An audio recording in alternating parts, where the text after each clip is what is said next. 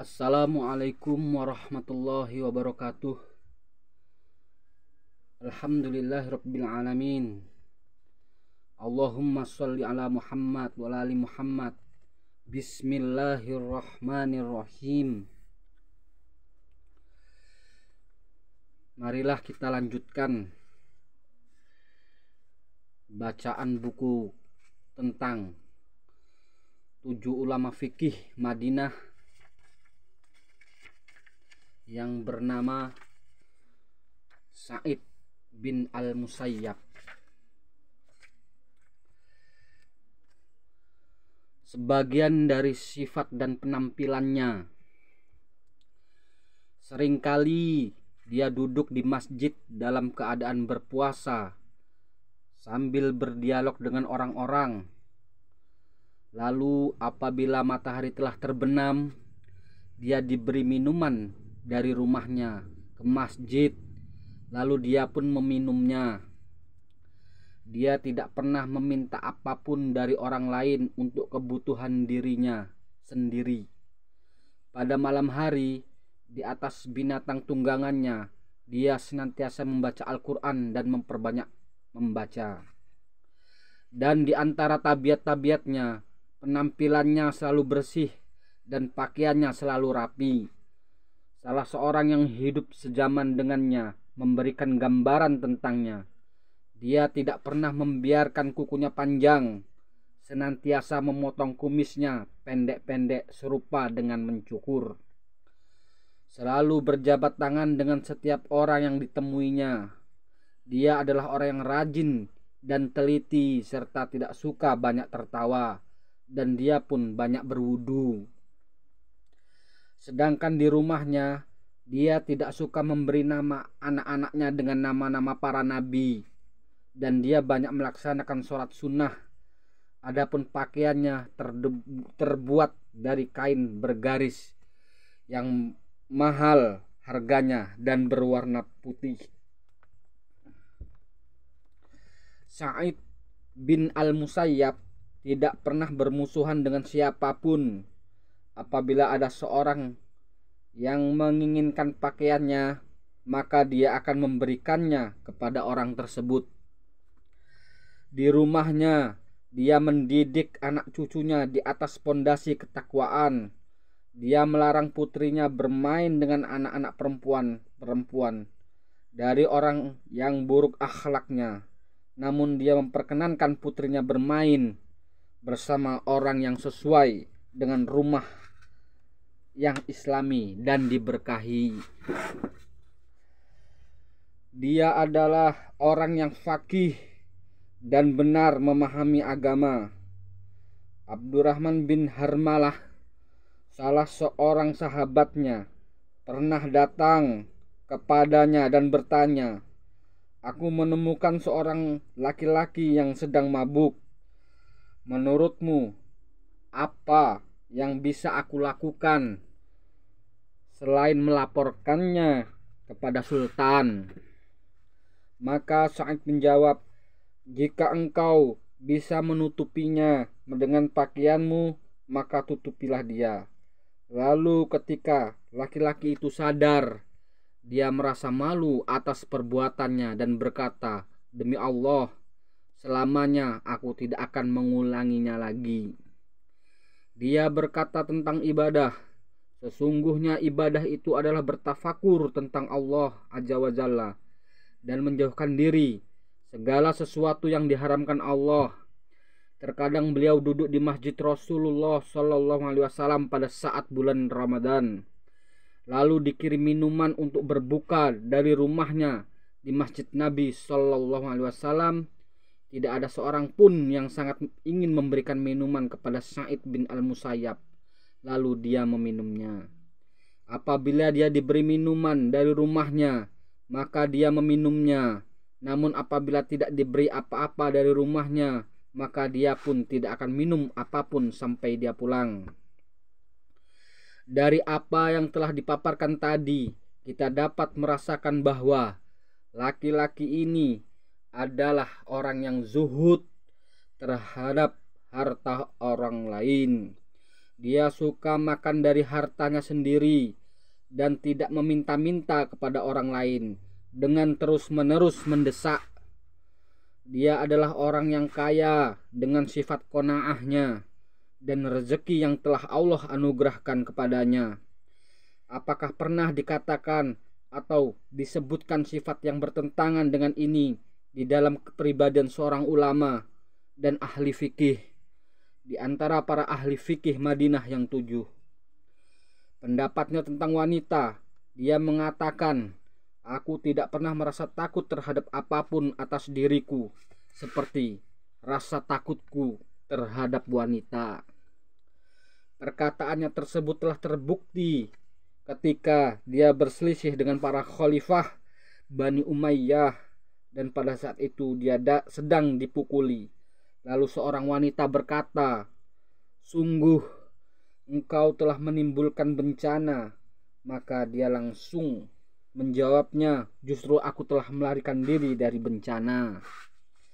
Dia bermaksud mengatakan kepada wanita tersebut, sesungguhnya aku telah melarikan diri dari bencana mereka kepada kemuliaan logika ra'yu, karena dia telah mencela mereka dalam banyak situasi sehingga dia tidak berbaiat kepada mereka. Kami akan memaparkan cobaannya dengan mereka dalam sirahnya ini. Apabila kita kembali lagi kepada penampilannya, maka kita akan mendapatkan kitab-kitab sirah telah menyebutkan bahwa dia sangat memperhatikan penampilannya. Dia mengenakan sorban yang di atasnya dipakaikan peci yang lembut dengan sorban putih yang memiliki tanda merah yang dijulurkan di belakangnya sepanjang 1 jengkal. Dia keluar dengan berpenampilan sedemikian pada hari Idul Fitri dan Idul Adha. Pada masa tuanya dia membuat jenggotnya berwarna kuning, padahal dia memiliki rambut dan jenggot yang berwarna putih. Rahimahullah. Maksud kami dengan menyebutkan bingkai yang ringkas dari berbagai sifat dan penampilannya ini adalah agar kita dapat hidup bersamanya dalam beberapa saat sebagai fenomena dan tauladan dalam berbagai sifat dan tabiat. Akan tetapi masih tersisa satu perkara penting bagi kita bersamanya, yaitu tentang fikihnya dan pemikirannya. Setelah dia menetapkan penentangannya dan cobaannya bersama para khalifah Bani Umayyah yang telah memenjarakannya dan memukulinya dengan cambuk karena penentangan tersebut, maka akan terlihat mengapa ahli ilmu dan ahli fikih yang terkenal dengan ilmunya ini mau menghadapkan diri dan jasadnya kepada kehinaan ini. Apakah ilmunya itu yang menjadi penyebab, ataukah ketakwaan dan keinginannya yang kuat untuk mengatakan kebenaran di hadapan seorang sultan yang zolim?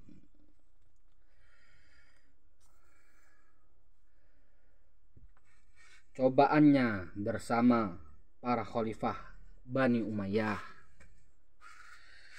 Syekh Sa'id bin Al-Musayyab memiliki seorang putri yang paling baik dan paling berpendidikan di antara para wanita yang lainnya, paling memahami kitab Allah dan sunnah Rasulnya, serta paling mengerti tentang hak suami. Lalu Khalifah Abdul Malik bin Marwan memintanya untuk menikahkan putrinya dengan putranya Al-Walid bin Abdul Malik. Namun Sa'id menolak untuk menikahkan Al-Walid dengan putrinya. Tampaklah bahwa masalah pribadi ini telah menimbulkan hubungan yang tidak baik antara dua orang laki-laki, seorang khalifah dan seorang ahli fikih, Sa'id bin Al-Musayyab. Karena tidak lama setelah itu, seorang laki-laki fakir yang bernama Katsir bin Abi Wad'ah datang dan meminta untuk dinikahkan dengan putri Sa'id bin Al-Musayyab. Lalu Sa'id langsung menyetujuinya dan menikahkannya dengan putrinya dengan mahar 2 dirham. Lalu dia memberikan 5.000 dirham kepada laki-laki tersebut seraya berkata, belanjakanlah ini. Maksudnya, ambillah uang ini dan belanjakanlah untuk dirimu dan istrimu. Pada sore harinya, Sa'id bin Al-Musayyab berkata, siapkanlah pakaianmu dan kumpulkanlah semua kebutuhanmu. Kemudian ikutilah aku Maka putrinya pun mempersiapkan pakaiannya. Lalu Sa'id berkata lagi kepadanya, "Sholatlah 2 rakaat." Maka putrinya sholat. Kemudian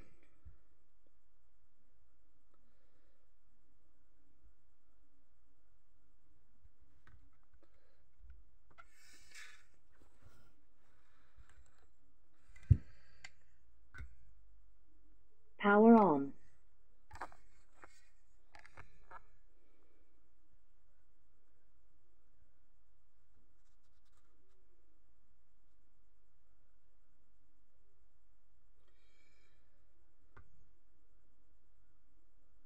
pada sore harinya, Sa'id bin Al-Musayyab berkata, "Siapkanlah pakaianmu dan kumpulkanlah semua kebutuhanmu. Kemudian ikutilah aku." Maka putrinya pun mempersiapkan pakaiannya. Lalu Sa'id berkata lagi kepadanya, "Sholatlah 2 rakaat." Maka putrinya sholat. Kemudian dia juga sholat 2 rakaat. Setelah dia dan putrinya selesai melaksanakan sholat, dia mengirimkan utusan kepada Katsir bin Abi Wada'ah. Lalu Katsir pun langsung datang. Kemudian Sa'id meletakkan tangan putrinya pada tangan Katsir seraya berkata, "Bawalah dia pergi." Katsir pun pergi bersama istrinya menuju ke rumahnya. Lalu ketika ibunya melihat, dia bertanya, "Siapakah wanita ini?" Katsir menjawab, "Ini istriku, putri dari Sa'id bin Al-Musayyab. Dia telah memberikannya kepadaku." Lalu ibunya memandang kepada istri putranya itu, dan dia mendapatinya seperti wanita biasa yang tidak mengenakan perhiasan pengantin yang merupakan hadiah perkawinan dari pengantin laki-laki untuknya. Kemudian dia berkata dengan semangat seorang ibu kepada putranya pada malam pengantinnya, "Sesungguhnya aku tidak akan menemuimu jika engkau mendatanginya, sampai aku memperlakukan sebagaimana layaknya perlakuan terhadap wanita-wanita Quraisy." Maka Katsir pun meninggalkan istrinya bersama ibunya. Lalu ibunya meriasnya. Kemudian Katsir pun melaksanakan malam pengantinnya. Kami telah menyebutkan bahwa terjadinya hubungan yang tidak baik antara Abdul Malik bin Marwan dan ahli fikih Madinah, Sa'id bin Al-Musayyab, disebabkan oleh kisah pernikahan putrinya.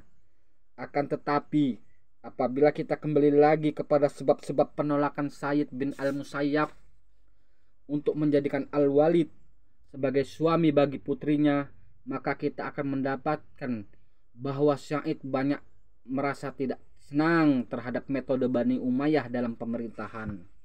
Banyak sekali periwayatan yang menunjukkan pada hal tersebut. Bahkan banyak pula penduduk Madinah yang memiliki hubungan tidak baik dengan khalifah di Damaskus, di mana kekhalifahan mereka berdiri, tidak ada seorang pun dari mereka yang dapat menyembunyikannya. Pada suatu ketika Abdul Malik bin Marwan datang ke Madinah. Namun orang-orang yang istirahat siang dan penduduk Madinah tidak menemuinya, serta tidak ada satu ulama pun yang duduk bersamanya. Lalu dia bangkit seraya berkata kepada pengawalnya, "Lihatlah, apakah di masjid ada seseorang dari kumpulan orang-orang kita dari kalangan penduduk Madinah?" Maka pengawalnya itu keluar, dan ternyata Sa'id bin Al-Musayyab sedang mengadakan halaqah di masjid. Dia meneruskan pelajarannya bersama murid-muridnya. Maka pengawal itu mendekat sampai Sa'id bin Al-Musayyab dapat melihatnya. Lalu dia memberikannya isyarat dengan mata dan telunjuknya. Kemudian dia pergi. Namun Sa'id bin Al-Musayyab tidak beranjak dan tidak pula mengikutinya. Maka pengawal itu mengira bahwa Sa'id bin Al-Musayyab lupa atau tidak memperhatikan isyaratnya. Lalu dia datang lagi dan mendekatkan kepadanya. Kemudian dia memberikan isyarat dengan mata dan tangannya seraya berkata, "Tidakkah engkau melihatku memberikan isyarat kepadamu?" Syekh itu pun berkata, "Apa keperluanmu?" Pengawal menjawab, "Amirul Mukminin telah bangun dari tidur siangnya." Lalu dia berkata, "Lihatlah, apakah di masjid ada seseorang dari kumpulan orang-orangku, maka penuhilah panggilan Amirul Mukminin." Syekh itu berkata, apakah dia mengutusmu kepadaku? Pengawal menjawab, tidak, akan tetapi dia berkata, lihatlah, apakah di masjid ada seseorang dari kumpulan orang-orang kita dari kalangan penduduk Madinah. Astagfirullah, sudah capek-capek.